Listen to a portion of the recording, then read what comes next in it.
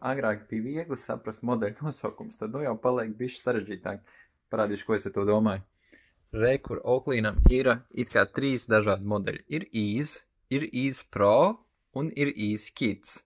Parādīšu, kā viņi izsās, ka viņi ir izpakoti. Re, ka viņi visi 3 ir salikti blakām. Kā redzams, gandrīz identiski.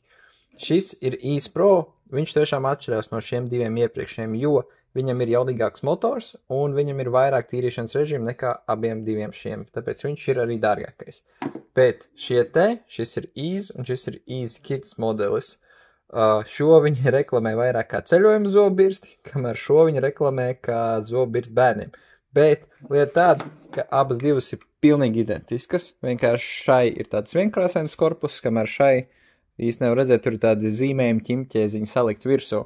Un mainās arī cena. Tiesim, šī te Ease parastā maksā 13 eiro, kamēr šī te Ease Kids maksā 24 eiro.